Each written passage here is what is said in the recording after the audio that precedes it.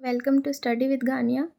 आज के इस सेशन में हम सेंट्रल बजट के बारे में पढ़ेंगे, जो कि 2023-24 का बजट है, जिसे प्रेजेंट किया गया वित्त मंत्री निर्मला सीतारमण द्वारा 1 फरवरी 2023 को। हम जानते हैं कि बजट हमेशा 1 फरवरी 2023 को पेश किया जाता है और इसके एक दिन पहले यानी 31 जनवरी को इकोनॉमिक सर्वे जारी किया गया, यानी आर्थिक समीक्षा रिपोर्ट। और आगे देखते हैं कि बजट में क्या क्या इम्पोर्टेंट इस साल के बजट में क्या क्या इम्पोर्टेंट रहा और हमारे परीक्षा के दृष्टिकोण से कौन कौन से पॉइंट इम्पोर्टेंट होंगे। तो ये जो बजट है वो अमृतकाल का पहला बजट है। इसके अंतर्गत 7 इम्पॉर्टेंट प्रायोरिटीज़ रखे गए हैं, जो कि कुछ इस प्रकार है। पहला है इंक्लूसिव डेवलपमेंट, यानी कि समावेशी विकास। दूसरा है रीचिंग द लास्ट माइल, यानी अंतिम व्यक्ति तक पहुंच। और है तीसरा है फाइनेंशियल सेक्टर, यानी कि वित्तीय क्षेत्र। चौथा है इंफ्रास्ट्रक्चर एंड इन्वेस्टमेंट। फिर है पांचवा है अनलीजिंग पोटेंशियल, यानी कि सक्षमता को बाहर लाना। जैसे कि बहुत सारे व्यक्ति ऐसे होते हैं कि दूर दराज इलाकों में, जैसे हम देख लेते हैं SC ST वगैरह जनजातीय समूह के लोग, उनके जो अंदर बहुत सारी पोटेंशियल होती हैं, तो लेकिन वो उसको बाहर निकाल नहीं पाते हैं। ठीक है, उनको कोई साधन नहीं मिलता है, तो उसके लिए भी इस बार के बजट में कुछ योजनाएं लाई गई हैं, जिससे कि उनकी सक्षमता को भी बाहर लाया जा सके। फिर है ग्रीन ग्रोथ, यानी कि हरित विकास। और फिर है सातवां यूथ पावर, युवा शक्ति। हमारा जो बजट है इन 7 प्रायोरिटीज़ पर स्टार्ट होता है, तो इसके बारे में आगे हम विस्तार से चर्चा करेंगे। पहले देख लेते हैं जो यह बजट है वो अमृतकाल का पहला बजट है। और ये जो टोटल बजट बना है वो कितने करोड़ का बना है, तो 45,03,097 करोड़ का। ये इम्पॉर्टेंट है, कितने का बजट बना है, 45,03,097 करोड़ का। तो और इसका जो एस्टिमेटेड रिसिप्ट तो यही हो गया 45,03,097 करोड़। एस्टिमेटेड बजट यानी अनुमानित जो हमारा आय है वो इतना है। और इसमें भी जो इस रेवेन्यू रिसिप्ट है, यानी कि ये आपका इस क्या बोलते हैं, रेवेन्यू यानी राजस्व आय जो है वो है 26,32,281 करोड़। और कैपिटल बजट यानी कि पूंजीगत जो आय है वो कितना है, तो 18,70,816 करोड़। रेवेन्यू और कैपिटल में क्या अंतर है वो हम आगे डिफाइन अच्छे से करेंगे, बट अभी संक्षेप में समझ लेते हैं कि जो रेवेन्यू रिसिप्ट है वो जो एक साल के अंदर हम कमाते हैं, जो हमारी आय है वो हमारा रेवेन्यू रिसिप्ट में आती है। और कैपिटल रिसिप्ट यानी कि पूंजीगत आय वो है जो हमारी संपत्ति से हमें अर्जित होती है। जैसे हमारे पास मान लीजिए कि कोई ज़मीन है, तो ज़मीन से जो प्राप्त होती है आय 2 साल 3 साल 4 साल के अंदर, उसे हम कैपिटल रिसिप्ट के अंतर्गत रखते हैं, यानी पूंजीगत आय के अंतर्गत रखते हैं। जो हमारे पास टोटल पूंजी है, पूंजी से जो प्राप्त होती है आय, उसे हम क्या कहते हैं, कैपिटल रिसिप्ट।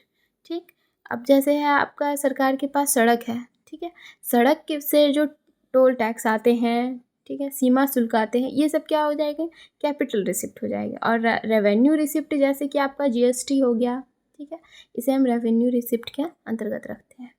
फिर हमारा है एस्टिमेटेड एक्सपेंडिचर, यानी कि जो अनुमानित खर्च कितना है वही हो गया 45,03,097 करोड़।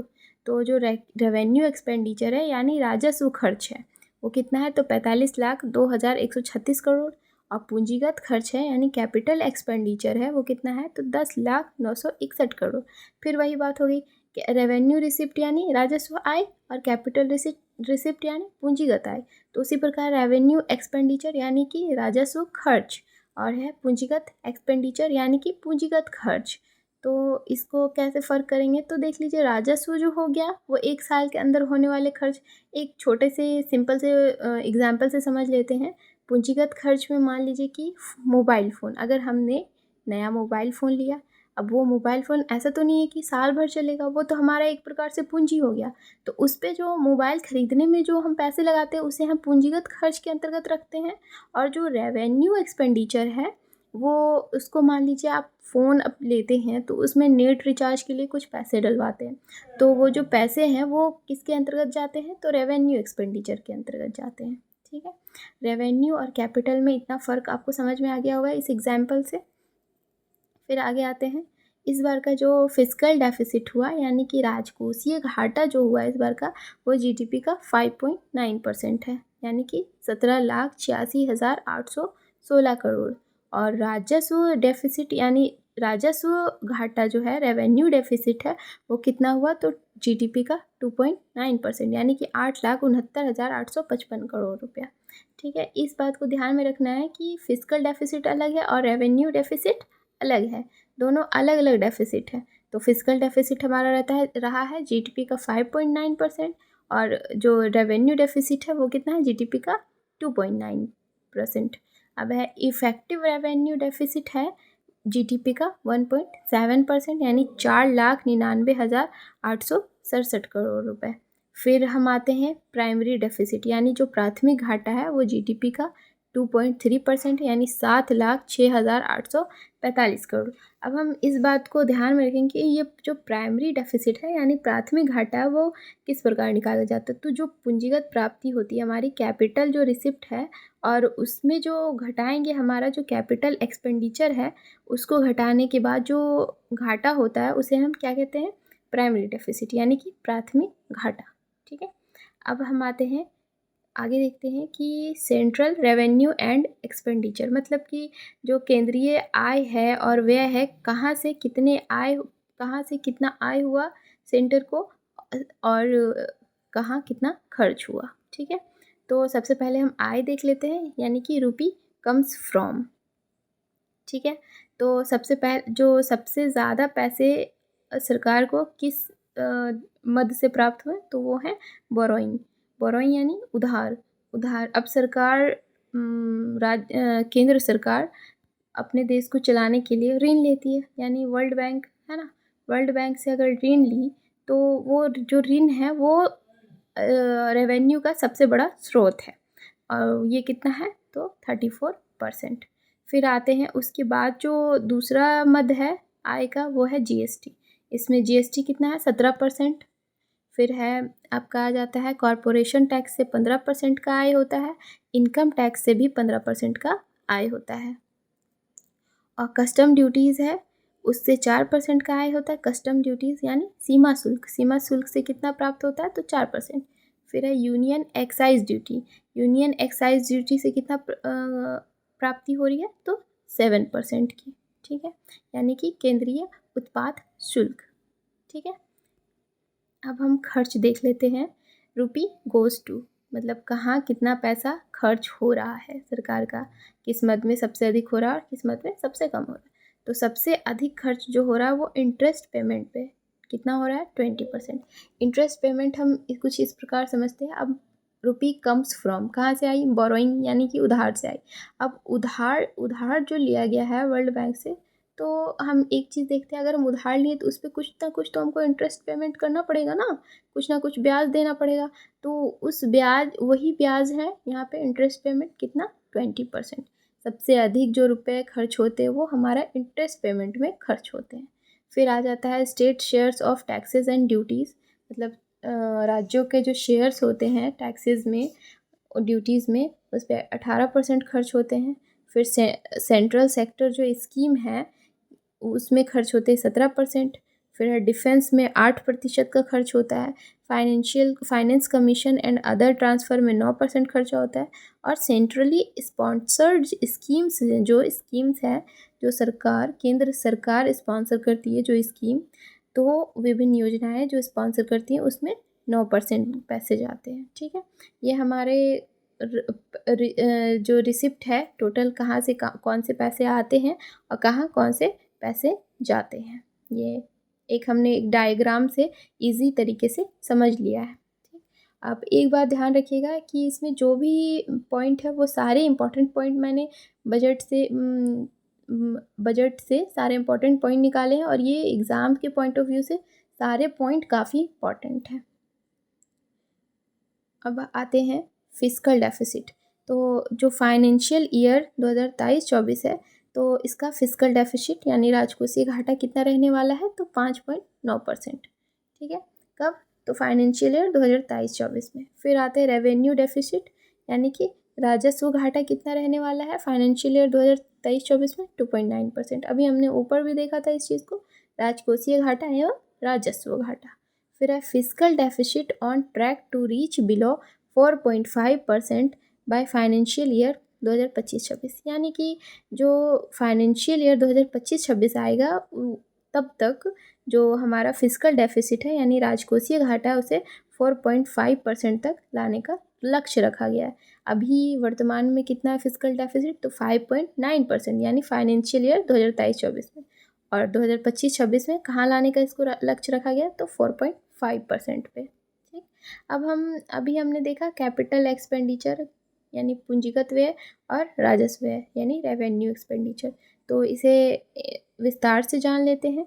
तो capital expenditure is any expenditure to buy a non current asset, in example जैसे कि any asset that has more than 1 year life, मतलब जिसका लाइफ जिस पूंजी का लाइफ हमारे जीवन में 1 साल से अधिक हो उसे हम पूंजीगत व्यय यानी कैपिटल एक्सपेंडिचर के अंतर्गत रखते हैं। मान लीजिए मोबाइल फ़ोन हो गया आपका, फिर आपका ज़मीन अगर ख़रीदा आपने, उस पर जो पैसे खर्च हुए वो किस खर्च के अंतर्गत आते हैं, तो पूंजीगत व्यय के अंतर्गत। ठीक है, सरकार मान लीजिए सड़क बनाती है, ठीक है, तो ये सड़क बनाने पे जो पैसे खर्च हुए हैं वे किस खर्च के अंतर्गत जाते हैं, तो पूंजीगत व्यय के अंतर्गत जाते हैं। ठीक, फिर है रेवेन्यू एक्सपेंडिचर यानी राजस्व व्यय।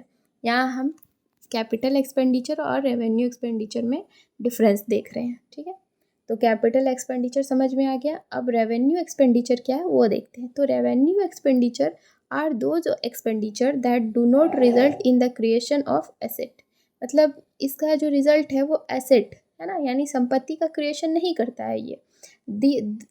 These are short term expenditure done with in a year, यह एक शॉर्ट टर्म खर्च है जो कि 1 साल के अंदर होता है। ठीक, अब मान लीजिए कि घर बनाया हमने, पूंजीगत व्यय करके एक घर बनाया, ठीक है, एक हाउस डेवलप किया, ये तो हाउस का घर बनने में जो खर्च आया वो किस खर्च के अंतर्गत गया, पूंजीगत खर्च, वो हमारी पूंजी हो गई। अब घर को विभिन्न अलग अलग समय पे उसको रेनोवेशन के लिए कुछ पैसे खर्च होते हैं, ठीक है, उसमें बिजली का बिल, पानी का बिल, ये सब किस खर्च के अंतर्गत चला जाएगा, तो राजस्व यानी रेवेन्यू एक्सपेंडिचर। होप आपको capital expenditure and revenue expenditure में डिफरेंस थोड़ा बहुत तो क्लियर हो गया होगा। फिर आते हैं इनकम टैक्स पे।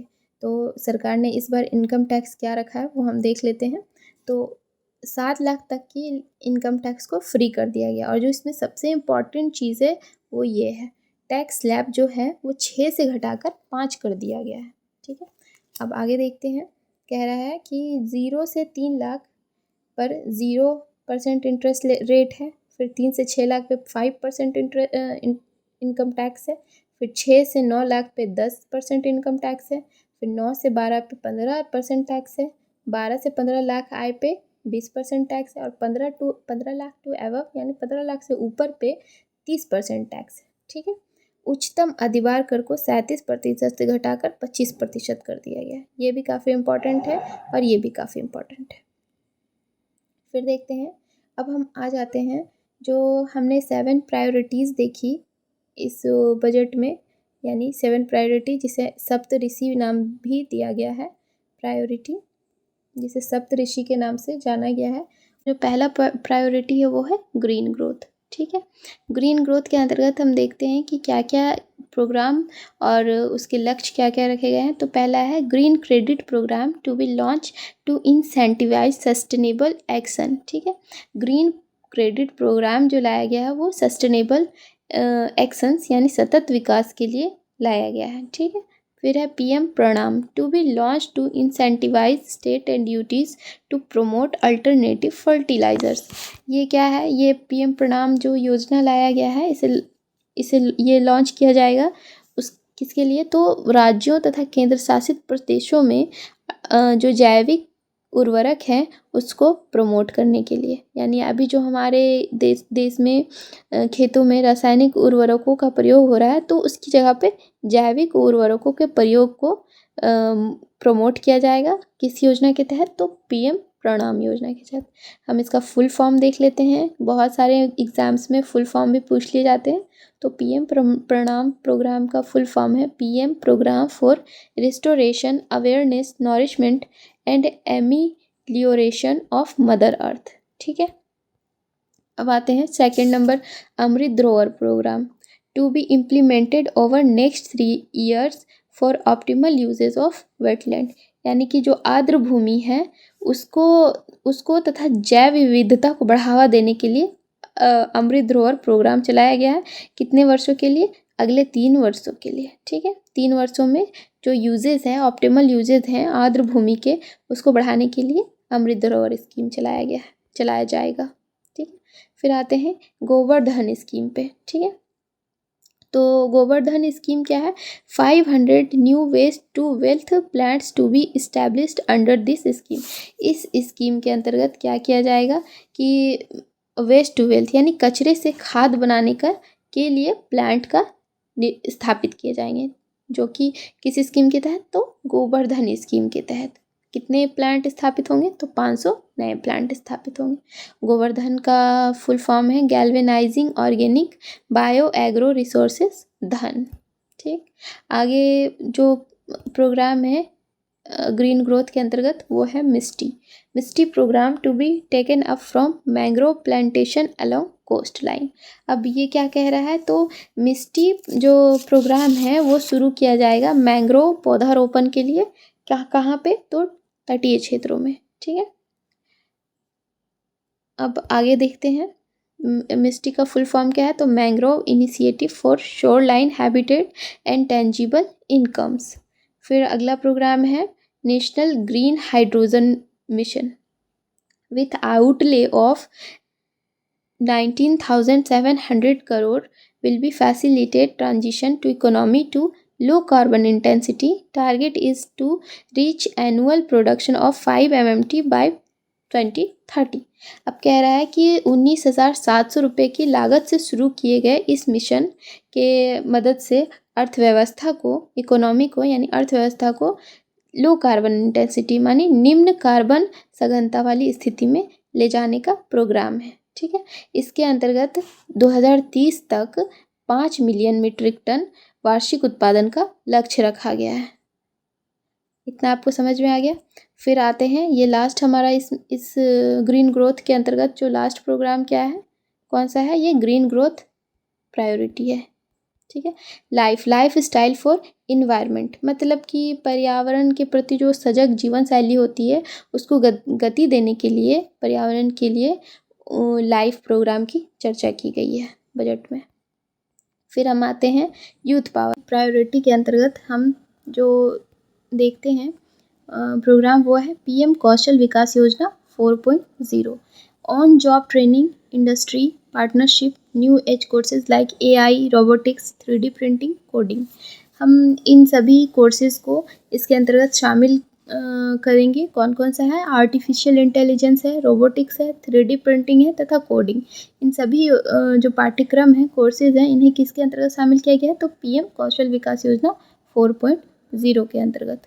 फिर आता है हमारा skill India digital platform linking with employers and facilitating access to entrepreneurship scheme. ठीक है, नियोक्ताओं को स्किल इंडिया डिजिटल प्लेटफॉर्म में लिंक किया जाएगा, इस प्लेटफॉर्म के तहत लिंक किया जाएगा तथा जो उद्यमिता योजना है उसको सुगम बनाया जाएगा। किसके लिए? तो युवाओं के लिए।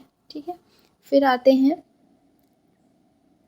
National apprenticeship promotion scheme.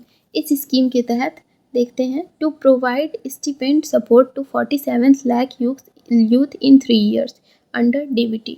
अब इसके तहत जो युवा हैं, बेरोजगार युवा हैं, उन्हें सपोर्ट करने के लिए करीब 47 लाख युवाओं को सपोर्ट करने के लिए डायरेक्ट बेनिफिट ट्रांसफ़र के माध्यम से छात्रवृत्ति दी जाएगी। कब तक? 3 सालों में। ठीक, फिर आते हैं बूस्टिंग टूरिज्म जो है 50 destination to be selected and developed as complete package for domestic and foreign tourist. पर्यटन के लिए, टूरिज्म को बढ़ावा देने के लिए 50 डेस्टिनेशन सेलेक्ट किए गए हैं तथा इसे डेवलप किया जाएगा डोमेस्टिक तथा फॉरेन टूरिस्टों के लिए, ठीक, घरेलू और विदेशी पर्यटकों के लिए। इसके तहत कौन सा उद्देश्य पहल किया गया, तो देखो अपना देश और वाइब्रेंट विलेज प्रोग्राम, ये दो पहल शुरू किए गए हैं। किसके तहत, तो बूस्टिंग टूरिज्म के तहत। अब आगे जो अगला हमारा प्रायोरिटी है वो कौन सा है, तो इंक्लूसिव डेवलपमेंट, यानी कि समावेशी विकास।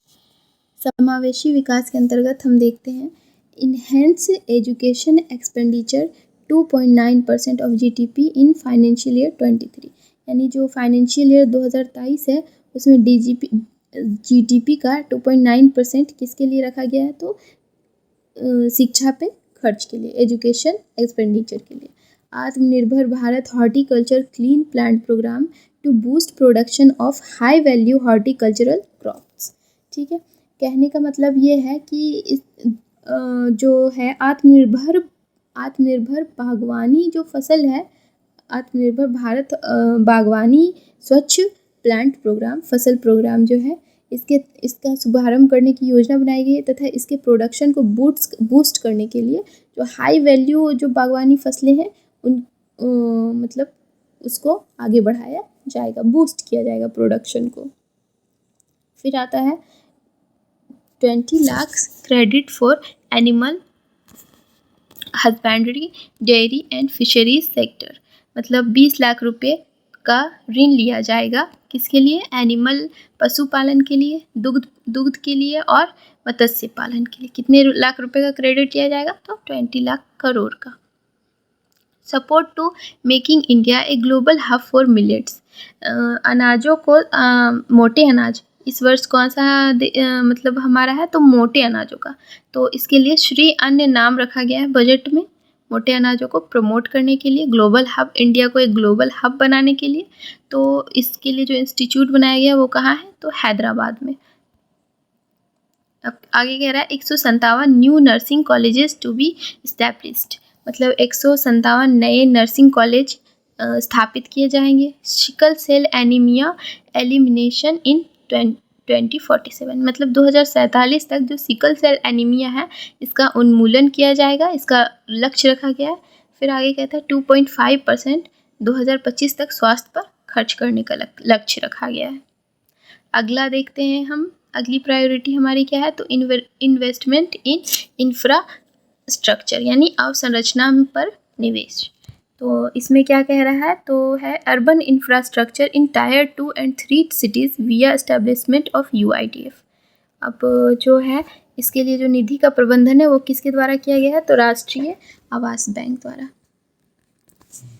जो ऋण दिया जाएगा वो किसके तहत दिया जाएगा, तो राष्ट्रीय आवास बैंक द्वारा। फिर कह रहा है continuation of 50 years interest free loan to state government, जो राज्य सरकार को 50 सालों का इंटरेस्ट फ्री लोन जो दिया जा रहा था उसे कंटिन्यू किया गया, यानी 1 वर्ष के लिए और बढ़ाया गया है, ठीक है, इंटरेस्ट फ्री लोन को, किसके लिए, तो स्टेट गवर्नमेंट के लिए। फिर है 2.40 लाख करोड़ फॉर रेलवे के लिए कितने मद का लक्ष्य रखा गया, तो 2.40 लाख करोड़ का। ये जो है हाईएस्ट एवर पूंजीगत परिव्यय है, अभी तक का सबसे ज़्यादा पूंजीगत परिव्यय है, ठीक। अब आगे देखते हैं। फिर अगला है अनलीजिंग द पोटेंशियल, क्षमता को सामने लाना। इसमें कह रहा है कि phase 3 of e-courts to be launched for efficient administration of justice with outlay of 7,000 crore. 7,000 crore के परिव्यय के साथ ई-कोर्ट का तीसरा चरण शुरू किया गया है, लॉन्च किया जाएगा। क्यों, तो एफिशिएंट एडमिनिस्ट्रेशन ऑफ जस्टिस के लिए, ठीक है। अब आगे देखते हैं, यानी इसका हिंदी आप देख लीजिए तो दक्षता, एफिशिएंट मतलब दक्षता हो जाएगा, दक्ष जो प्रशासन है उसके लिए ई कोर्ट का तीसरा चरण शुरू किया गया। कितने पैसे के परिव्यय से, 7,000 करोड़ रुपए, ठीक है। फिर कह रहा है विवाद से विश्वास वन लाया जाएगा for less stringent contract execution for MSMEs, ठीक है। जो है विवाद से विश्वास लाया जाएगा। किसके लिए? MSME के संविदा निष्पादन जो है, संविदा कॉन्ट्रैक्ट यानी संविदा निष्पादन को सरल बनाने के लिए, एग्जीक्यूशन के लिए। कौन सा? विवाद से विश्वास 1। फिर कह रहा है 100 labs to be setup for 5G services based application developed. मतलब 5G सेवा पे जो आधारित एप्लीकेशन है उनको डेवलप करने के लिए 100 नए लैब्स की स्थापना की जाएगी। आगे कह रहा है Jan Vishwas bill introduce to amend 42 central acts. मतलब 42 जो केंद्रीय अधिनियम है उसमें संशोधन के लिए जन विश्वास बिल को इंट्रोड्यूस किया जाएगा, परिचय कराया जाएगा। फिर कह रहा है 3 centre of excellence for AI will be set up in top educational institute. यानी कि जो बड़े एजुकेशनल इंस्टीट्यूट है, शैक्षिक संस्थान है, वहाँ AI यानी आर्टिफिशियल इंटेलिजेंस, कृत्रिम बुद्धिमत्ता के लिए 3 उत्कृष्टता केंद्र स्थापित किए जाएंगे, सेटअप किए जाएंगे। फिर कह रहा है iGOT Karmayogi platform for integrated online training. जो एकीकृत ऑनलाइन प्रशिक्षण है उसके लिए आई गोट कर्मयोगी नामक प्लेटफॉर्म की शुरुआत की जाएगी। फिर है 39,000 compliances reduced, 3,400 legal provisions decriminalized for trust based governance। ठीक है। फिर आते हैं, हमारा है रीचिंग द लास्ट माइल। ये हमारा अगला प्रायोरिटी है, यानी अंतिम व्यक्ति तक पहुँच। PMPVTG vulnerable tribal groups mission launched. यानी जो PMPVTG मिशन है वो किसके लिए लॉन्च किया जाएगा? तो जो संवेदनशील जनजातीय समूह हैं उनके आर्थिक स्थिति को सुधार के लिए इस मिशन की शुरुआत की जाएगी। फिर है financial assistance for sustainable micro irrigation in drought prone regions of Karnataka. जो कर्नाटका के ड्राउट प्रोन रीजन हैं उसमें पानी जो माइक्रो इरिगेशन है, सूक्ष्म सिंचाई है, इसमें पेयजल की सुविधा मुहैया कराने के लिए इस योजना की शुरुआत की जाएगी। फिर है 78,800 more teachers for 140 Eklavya model residential school. मतलब कि 78,800 और नए टीचर्स की नियुक्ति की जाएगी। कहाँ? 740 एकलव्य स्कूलों में। क्यों? सर्विंग 3.5 लाख ट्राइबल स्टूडेंट्स, यानी कि 3.5 लाख जनजातीय जो बच्चे हैं उनको पढ़ाने के लिए। कितने टीचर्स? तो 78,800। फिर कह रहा है Bharat Shri to be set up for digitalisation of ancient inscriptions. Bharat Shri योजना लॉन्च किया जाएगा। क्यों? तो जो प्राचीन पुरालेख हैं उनको डिजिटलाइजेशन के लिए भारत श्री नामक प्रोग्राम को लॉन्च किया जाएगा। इसका फुल फॉर्म क्या है? तो Bharat shared repository of inscriptions. फिर आते हैं outlay of PM Awas Yojana enhanced by 66% to over 79,000 crore. यानी जो हमारा है PM आवास योजना, इसके लिए 66% वृद्धि करके 79,000 करोड़ रुपए अधिक किया गया है। क्या? परिव्यय PM आवास योजना पे। ठीक है। कितना? 79,000 करोड़ रुपया। अब जो विज़न है हमारा, अमृतकाल का जो विज़न है उसे देख लेते हैं। बजट में जो अमृतकाल का विजन है, लक्ष्य है, वो कौन कौन सा है? तो 3 लक्ष्य हैं। ठीक है। तो पहला क्या है? Opportunities for citizen with focus on youth. मतलब युवा वर्ग को ध्यान रखते हुए जो सिटीजन्स हैं, रोजगार नागरिकों के लिए पर्याप्त अवसर उपलब्ध कराए जाएंगे आकांक्षाओं की पूर्ति के लिए। ठीक है। और किस पे फोकस किया जाएगा? तो युवाओं पे। ग्रोथ इन जॉब क्रिएशन, मतलब रोजगार सृजन पे विकास किया जाएगा, यानी उस पर ध्यान दिया जाएगा विकास में। Strong and stable macro economic environment, यानी जो आर्थिक सुदृढ़ता है उसे, आर्थिक जो पर्यावरण है उसे सुदृढ़ किया जाएगा, स्टेबल किया जाएगा और मजबूत बनाया जाएगा। ठीक है। अब टू द पॉइंट कुछ बात कर लेते हैं, कुछ इंपॉर्टेंट पॉइंट है। तो इंडिया तो विश्व में स्टार्टअप के लिए यह तीसरा बड़ा इकोसिस्टम बन गया है। कौन सा? तीसरा बड़ा इकोसिस्टम। किसमें? स्टार्टअप में। ठीक है। फिर है 2014 से अब तक मतलब 2023-24 का जो बजट पेश किया वित्त मंत्री निर्मला सीतारमण ने, तो उन्होंने अपनी सरकार के कुछ उपलब्धियां गिनवाई। उनमें से कुछ यहाँ पे दिए गए हैं, कुछ इम्पोर्टेंट। वो उन्होंने क्या गिनवाया, तो 2014 से अब तक की जो उपलब्धियां उन्होंने इस बजट में गिनवाया है। कौन कौन से देखते हैं। 9 वर्षों में दुनिया की 10वीं से 5वीं बड़ी अर्थव्यवस्था बनी। कह रहा है कि जो भारत है वो 9 वर्षों में दुनिया की 10वीं से 5वीं बड़ी अर्थव्यवस्था बन गई है। फिर कह रहा है स्वच्छ भारत मिशन के तहत 11.7 घरेलू शौचालय निर्मित किए गए। किस मिशन के तहत, स्वच्छ भारत मिशन के तहत। फिर आता है उज्ज्वला योजना के तहत 9.6 करोड़ LPG कनेक्शन दिए गए हैं। फिर कह रहा है 102 करोड़ लोगों का 220 करोड़ कोविड टीकाकरण किया गया है। PM जन धन योजना के तहत 47.8 करोड़ बैंक खाते खोले गए हैं। फिर प्रति व्यक्ति आय जो है वो दोगुनी से भी अधिक होकर 1.97 लाख हो गई है। ये सरकार ने अपने कुछ उपलब्धियां बजट काल के दौरान गिनवाई हैं। फिर कह रहा है कि जो बजट 2023-24 है, इसके अंतर्गत जो विभिन्न योजनाओं पे खर्च होंगे उसमें से टॉप 4 यहाँ पे दिए गए हैं जो आपके लिए इम्पॉर्टेंट है। जैसे कि पहले नंबर पे आता है PM आवास योजना। इस पर कितने खर्च किए जाएंगे, तो 79,590 करोड़।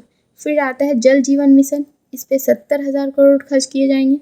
फिर आता है मनरेगा पे 60,000 करोड़ खर्च किए जाएंगे।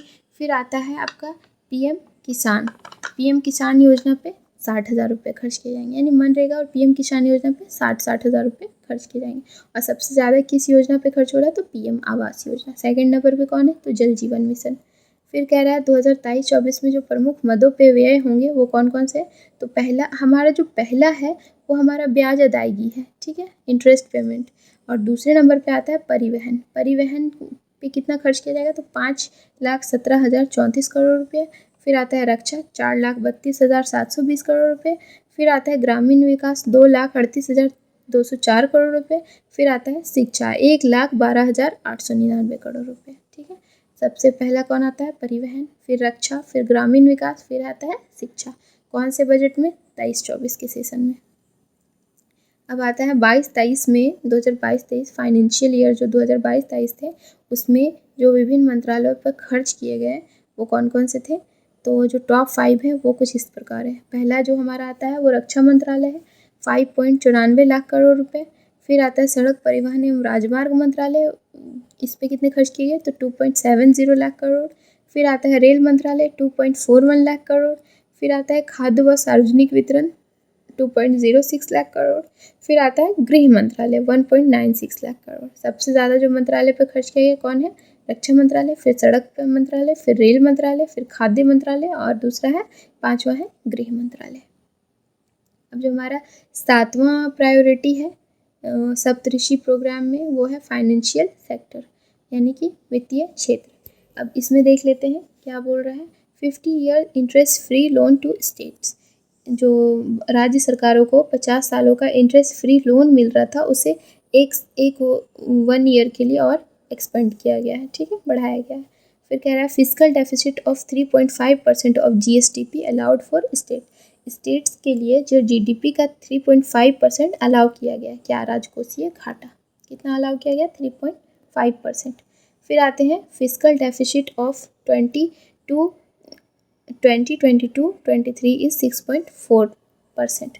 जो हमारा राजकोषीय घाटा है वो 2022-23 में 6.4% रहा और 2023-24 में ये 5.9% रहेगा and is on target to be below 4.5% by 25-26। यानी फाइनेंशियल ईयर जो 25-26 आएगा उसमें इस राजकोषीय घाटे को 5.9 से बिलो करके 4.5% पे लाने का लक्ष्य रखा गया है। हमारा जो बजट था वो यहीं समाप्त होता है और ये सारे जो भी पॉइंट है वो बहुत ही इम्पॉर्टेंट पॉइंट सब हैं